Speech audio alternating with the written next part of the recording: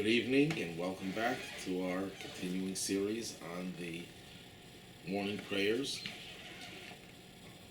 We've gone through 1 second. the Moda Ani, opening. No, 1 second. That was just a preview. Go live.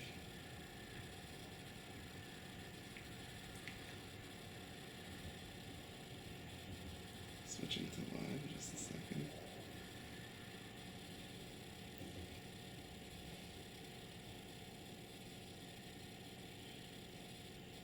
There we're doing live.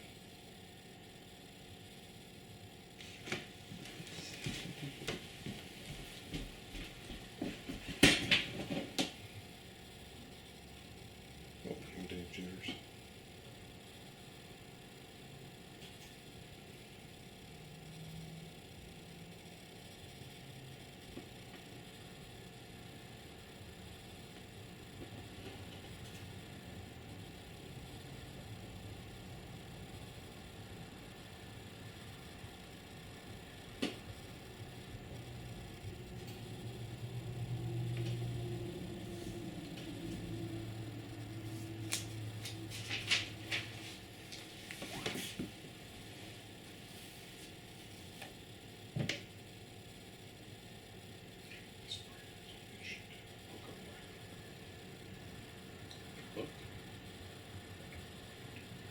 I think I remember him naming here. He's a psychologist. Okay, I think we're live. Good evening. Welcome back to our continuing series on the Siddur, on the prayer book. We're doing the morning service. First prayer is Moda Ani, where we thank God for having restored our soul to us, that we say right in the morning as soon as we wake up. It has no mention of God's name because our hands are not yet clean, so that the full acknowledgement and gratitude for being alive we reserve for a little bit later after we wash our hands, preceded by taking care of our bodily needs. So we're cleansing ourselves physically, we're cleansing ourselves spiritually by washing our hands, and now we're ready to really give praise to God for having restored our soul to us. In the last class, we covered half of that prayer, so I'll just first half of it, that is, where we say, "My God, the soul that you have placed within me is..." Very. Yeah. It's live now. Now we're live. Good evening. Welcome back to our continuing series on the prayer book, the Siddur, the morning service. We began with Moda Ani. Moda Ani is the prayer that we recite as soon as we wake up in the morning, in which we express our gratitude for God having restored our soul to us. But because we've just awakened, our bodies are not clean, we haven't cleansed ourselves spiritually, God's name is not mentioned in that prayer. So after we take care of our bodily needs, we wash our hands so we're physically clean and spiritually clean. We then say the same prayer but in more detail and more depth. And that's the prayer that we've been covering. Last class we had, we covered the first half of the prayer, and tonight, God willing, we'll cover the second half. But before we do the second half, I just wanted to quickly rehash what it is that we said in the first half. It starts off with the words, Elokai, my God, the soul that you place within me is pure. Now, who is the person speaking? What entity is speaking when it says, my God, the soul that you place within me? Who's the me? Is it the body? The body couldn't possibly talk about the soul that you place within me, because the body without a soul is a lifeless being. It has no existence or life of its own. The soul is certainly not saying this, because the soul wouldn't say, the soul that you place within me. The soul is the one that's speaking. So the answer is that we have two souls. We have an animal soul, or a vital soul, the soul that gives us life, and that's the soul that animates the body. But that animal soul also has a soul within it, the godly soul. The animal soul without the godly soul cannot really exist, has no life, has no energy. So the animal soul says, and sings praise to God. My God, the soul that you place within me, the godly soul that you place within me, is pure. So at this point in the prayers, we're talking about even the animal soul that recognizes that it must have a godly soul within it in order for it to be alive. Then we go through the whole process of the soul coming down into this world. It starts off as being pure, which we explained corresponds to the soul in its pristine state as it's rooted in the highest spiritual realm called the world of Atzilus, the world of emanation. Then it says you created it, you formed it. The soul goes down into subsequent lower worlds, worlds where godly light is not as radiant and not as clear as it is in the higher worlds. And then the soul gradually goes through this whole process until it comes into this world, and then we say, you blew it within me, that God blows the soul. Blowing implies it's some energy that comes from within, that our soul comes from the inwardness of things. Everything in this world can be divided into two. You can divide things many different ways, but one way of dividing things is that certain things are external, some things are internal. Physically, we have internal organs and external organs. But also spiritually, you can have external emotions, you can go through the act of kindness, but then you could also have love and passion that drives that kindness. That's an internal. So when we talk about the soul doesn't come from God's external being, it comes from his internal being. Another way of understanding external and internal is that when, let's say you have to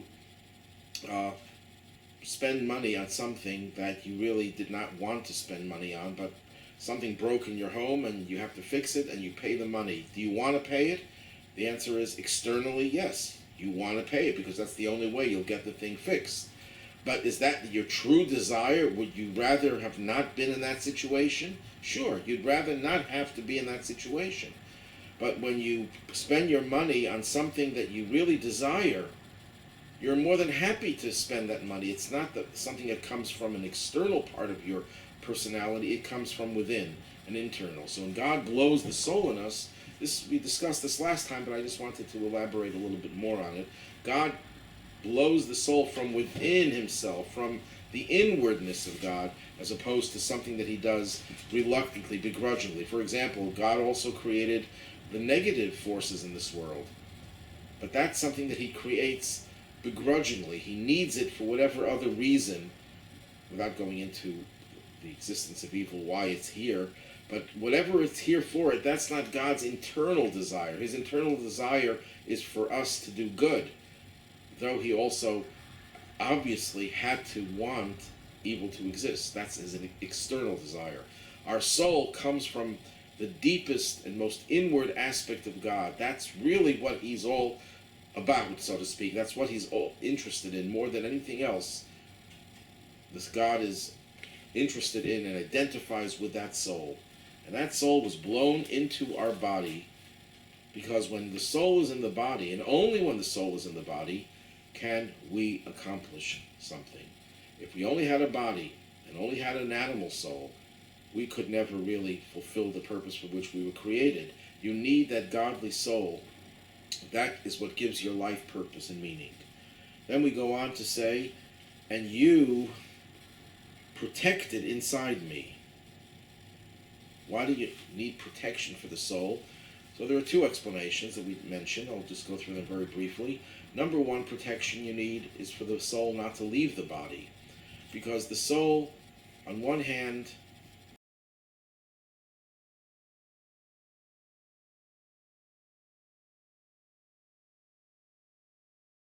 accomplish things.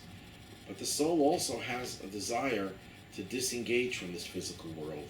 The physical world takes away some of its ability to experience this closeness, this intimacy with God. The soul has a spiritual yearning and desire to be connected, reconnected to its source. It wants to be back in Gan Eden, in paradise, in the spiritual Garden of Eden.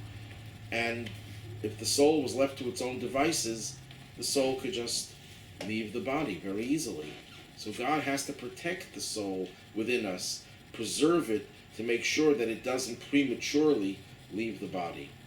Another reason why it says that you protect it within me, because for the opposite reason, the soul could also experience a major degeneration. It could go downhill, because once the soul is connected to and engages the physical world, the soul is, in a sense, a captive to the desires of the animal soul.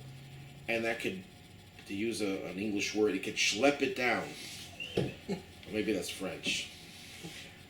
It could schlep the soul down into the dumps, moving it into a place where it doesn't really want to go.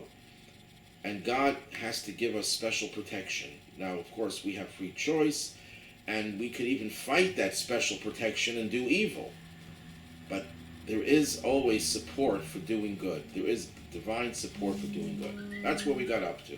So now we know the soul originates in the highest, most spiritual, most godly domains. It goes through a process of devolution, going through a whole system of different worlds so it could relate to the physical world.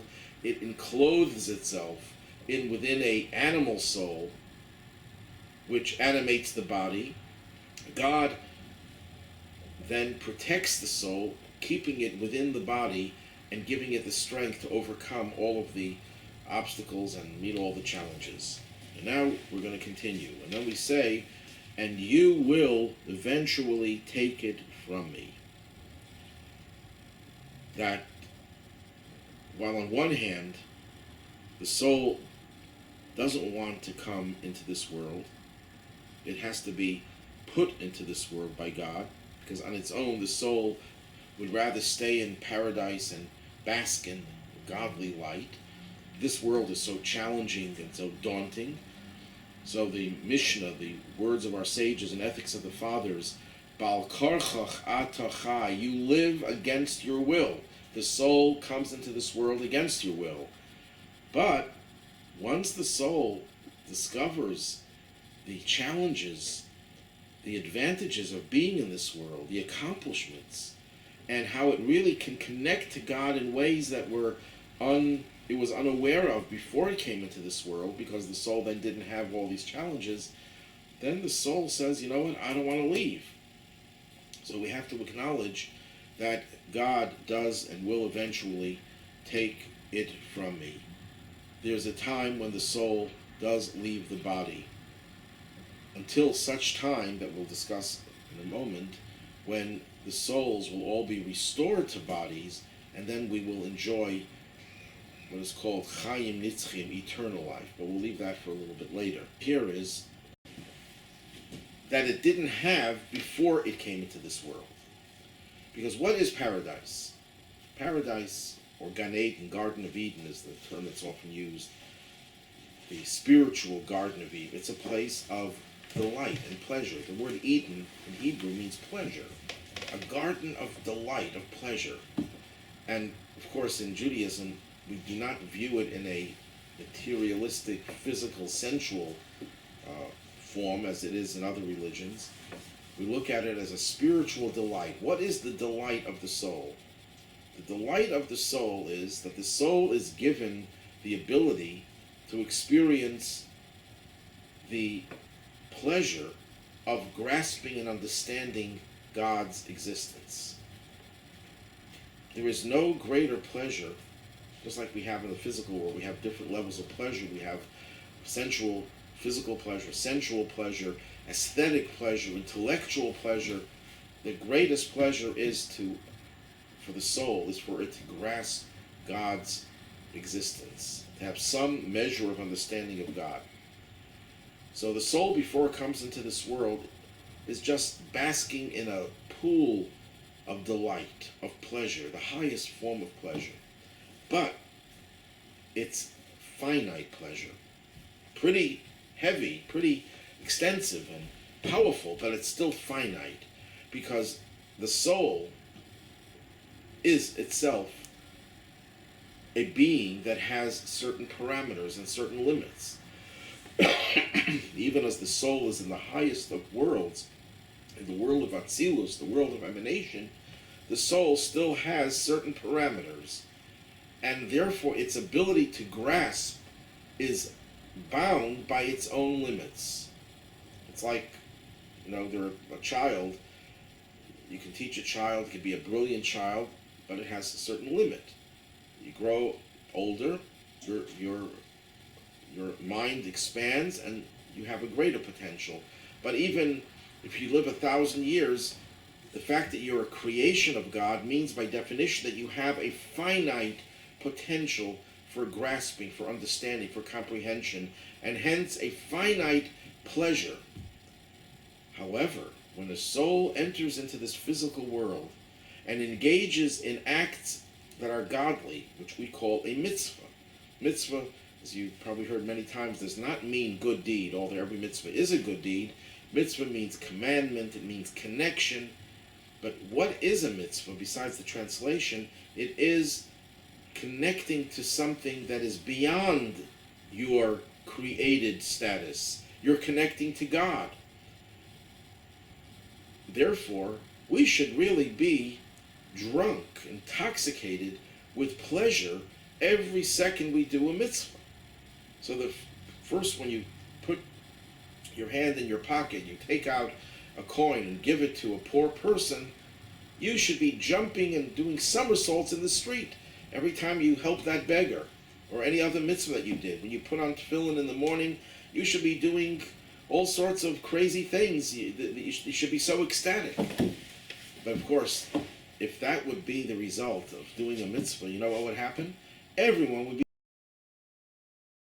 no one would be doing any sins. That would be unfair. It would deny us, of course, the challenge. So God says, you know what? In this world, I will allow you to connect to something that's infinite, but you won't appreciate it until you leave this world.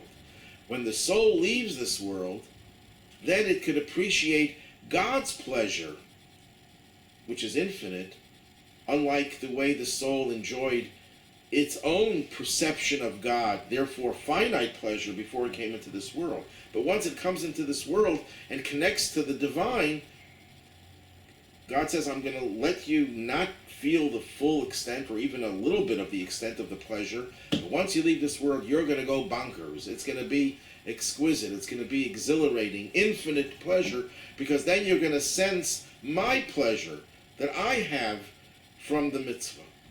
So that's why the soul does have to leave this world in order to enjoy the fruit of its accomplishments in this physical world. If the soul would never come into this physical world, it could never really have that joy and that pleasure. Then we go on. Before we go on, you will eventually take it from me. There's another way of looking at that. Why are we talking about what will happen eventually? We're thanking God for the soul that we're here now, and no one is eager to leave this world to enjoy all the pleasure in the next world. We want to live. So why are we talking about you're going to take it from me? So again, Hasidic thought comes in and says, because that's what prayer is. Prayer is where we enable the soul to be given back to God. The soul comes into this world to engage the world, to do mitzvahs, to help people, to build the world, to help change and transform the world. But the soul also needs to get recharged. The soul needs to leave this world. As I mentioned in other classes, the soul is going through a constant tug of war. On one hand, it's being pulled in the direction of engaging the world. On the other hand, it's being pulled in the direction of reconnecting to its source. So God says, you know what? Even before you leave this world, you will have an opportunity to leave the world. But the only difference being that you can come back afterwards. That's what prayer is. When you pray, you are saying to the soul, okay, soul, enjoy yourself. Get out of here. Take a vacation from this world. Reconnect to your source. And the person who really does that gets some of that infinite pleasure. And sometimes it can be so powerful and so enjoyable that the soul doesn't come back.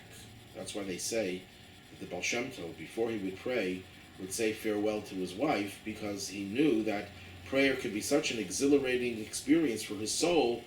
There was always a danger that he might not come back. It's like going On a safari, you might want to say goodbye because you don't know what will happen. It's going to a dangerous area. Prayer for certain people could be dangerous, which we have stories of in the Talmud and Kabbalah about people who, because of their spiritual experiences, actually had their soul leave their bodies. So what we're saying over here is, you will eventually take it from me, means, yes, eventually, in another few minutes, when we get into the thick of prayer, into the real intense prayer, you will take my soul. But temporarily, it's going to come back again. So we're not just talking about what's going to happen after we're 120 years old and the soul leaves the body. We're talking about what's going to happen within a few minutes when we get into the prayer. And then we say, but you're going to restore it to me in the time to come. What does that refer to? So here we have to get into discussion of one of Judaism's fundamental beliefs that unfortunately many Jews are unaware of. Judaism is based on principles of faith. Maimonides enumerated 13 principles of faith that are the foundation of Judaism. Of course, the first principle is the existence of God, but the last principle is that God will bring the dead back to life. That is called in Hebrew tchias.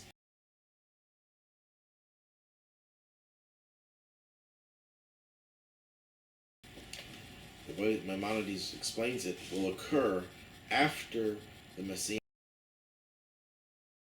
After the Messianic age, there were different versions of it. There were different event possibilities, different scenarios. But at some point after the beginning of the Messianic age, when the Mashiach liberates the Jewish people from exile, returns them to Israel, builds the Holy Temple, not necessarily in that order, the temple is built first, brings peace to the world, nations are throwing away their swords or turning them into plowshares, and everything is hunky-dory. At some point within that Messianic era, the dead will be brought back to life. That is a fundamental belief of Judaism. What that means is that death is a temporary phenomenon. We look at death as being something that's permanent, eternal rest. We sometimes use that term. But the truth of the matter is, it's not an eternal state. The eternal state is the soul will live on forever, but the soul, even if it's in Gan Eden, in paradise, will eventually be reunited with the body. What does that tell us? Besides the incredible concept of bringing the dead back to life, although now science is now talking about that possibility, in theory at least, we're becoming more and more aware of certain divine things that are within the realm of nature to some extent.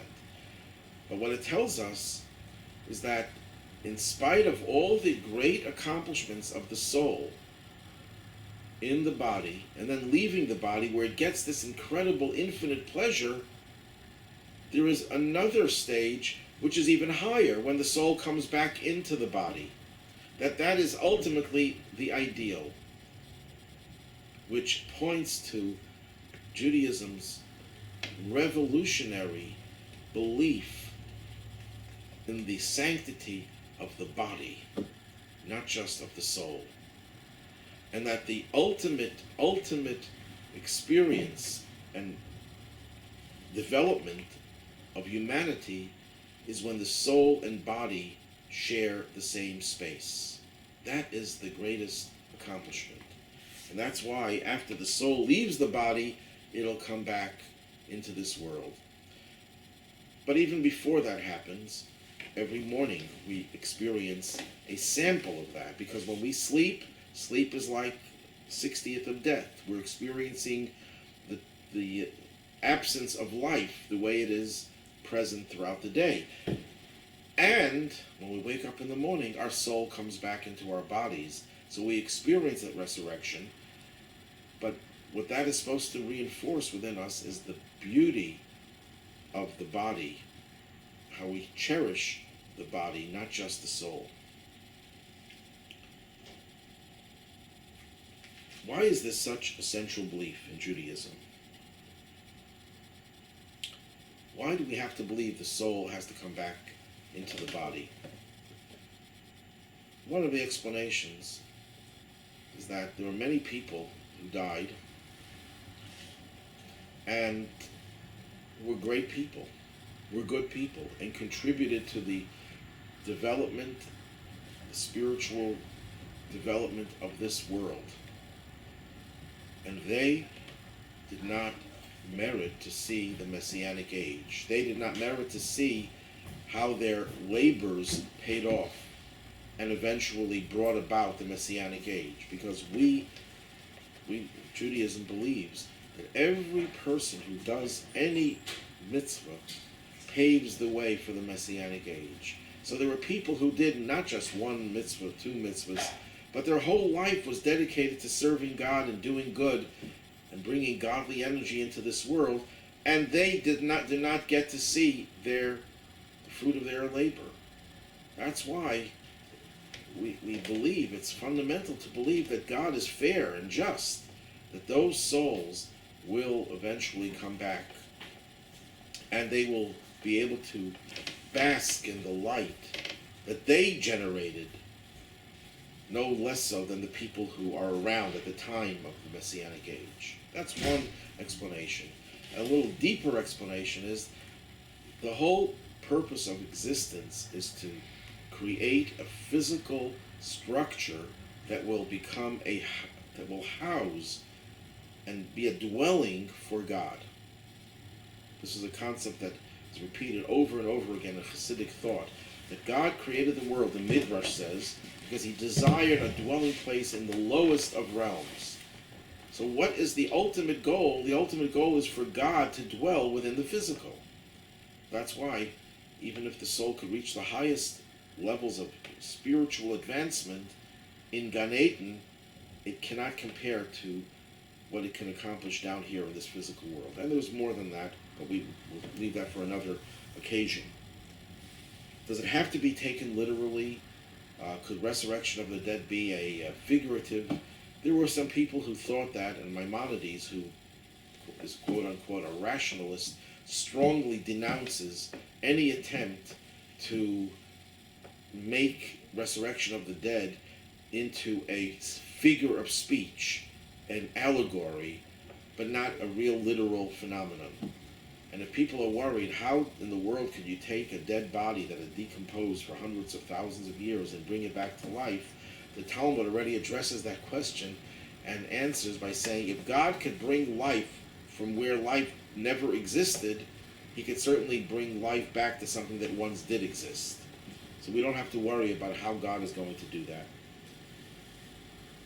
And as I mentioned before, as soon as we wake up in the morning, we get a taste of the resurrection of the dead. And therefore, it's a tremendous experience that we should realize that sleep is a form of death, and God has restored and given us life. And it reminds us and reinforces our belief in the future Messianic age and the resurrection of the dead. The truth of the matter is, it's not just a hint. Because the truth is, every second we are recreated over and over again. So God is really resurrecting us. Every second of life is a new life, a new existence, new creation. But we don't feel it, because when God creates everything in second 2, he makes it continue from second 1. So you don't notice that there was that the world comes to an end and is recreated, because it happens so quickly that there's no pause. And we don't recognize that every second is a new creation, with one exception. Waking up in the morning, that does give us an awareness, wow, this is a new day, a new morning, a new life. So that's really a resurrection of the dead. That's really not just a hint, but it's a form of resurrection.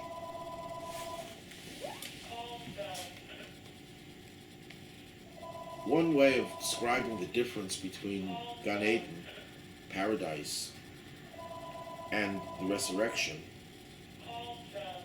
Gan Eden, the Garden of Eden,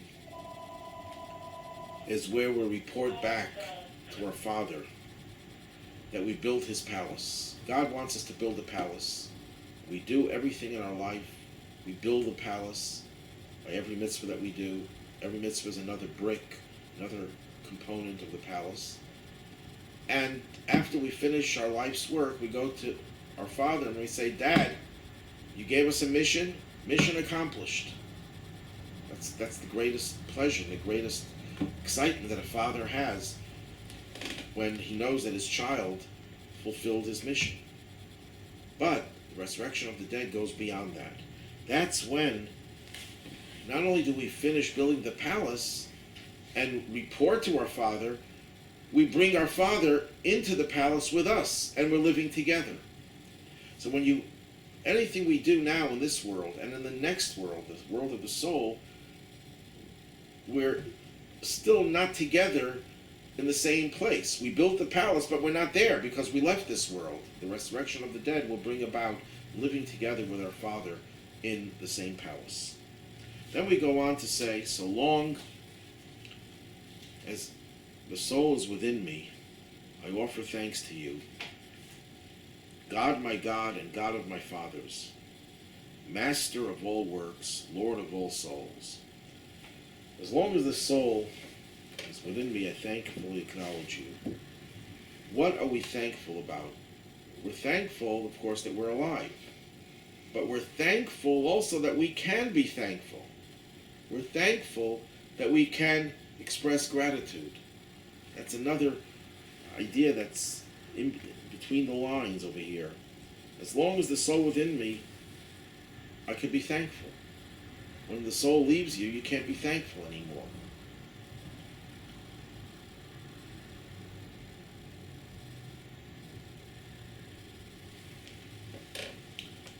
Then we say, God is my Lord and the Lord of my Father.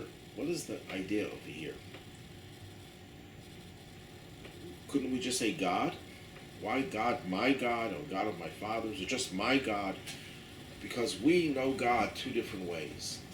We know God through our fathers meaning our forebears, through the people who educate us. Fathers doesn't have to be just a biological father, it could be a spiritual father, a teacher, a rabbi, a prophet. Throughout Jewish history, we've always had fathers transmitting the knowledge of God to the children. And that's great that we have the knowledge transmitted to us by our forebears. And sometimes the knowledge that they transmit to us is far more sophisticated than what we can get on our own. But it's not enough. We have to recognize God is our God regardless of what we got from our fathers. Without even that influence, we have to recognize that God is our God. We say that in the song, when the Jews crossed the Sea of Reeds, or the Red Sea. They said, Zeh Keli V'yanvehu. This is my God, and I will glorify him. Elokai Avi, the God of my father, and I will exalt him. There's both.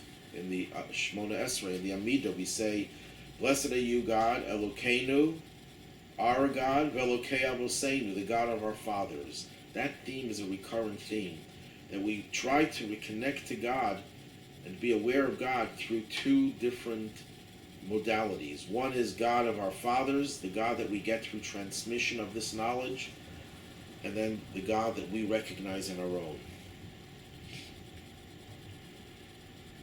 Then we say, Master of all works, Lord of all souls. What is that referring to? That God is the same God who's in control of all works, that's all the physical things, and of all souls, of all spiritual. This is a very important point that is repeated over and over again in our tradition, that God is not just a spiritual being. He's not just in control of the spiritual. It's the same God for the spiritual and the physical. Belief in God's unity entails a belief that it's not a different God, God forbid, for the physical it's been spiritual. God is in control of both. So this prayer in which we praise God for what? For our soul within our body. The prayer before this that we say in the morning and when we leave the facilities after taking care of our bodily needs, that was mostly praising God for the functioning of the body. When we wake up in the morning and we say, thank God He gave us back our soul, that was primarily focusing on the soul. This prayer focuses on the interplay between body and souls. That's why we say, God, you are the master of all works and the Lord of all souls. And we conclude, blessed are you, God, who restores souls to lifeless bodies. Because the ultimate praise for our soul and our body is when they enjoy a perfect union. So that's why we conclude by saying the ultimate praise is when God restores the soul to the dead bodies. Because for all intents and purposes, when we sleep, our bodies are lifeless, and God restores that. And that's the main part of the prayer, the interplay between the soul and the body. And with that, we conclude this prayer, which, if we really went into each of the parts of the different worlds, we could spend another many more hours in this prayer, but we'll conclude it on this point, and God willing, the next class will go through the daily prayers, the daily blessings, that we thank God for all the different things that we experience in the morning when we wake up. The first experience is life, and then we start recognizing other things, the ability to open our eyes and to move and so on and so forth. Have a good evening, and we'll see you again, God willing, next week.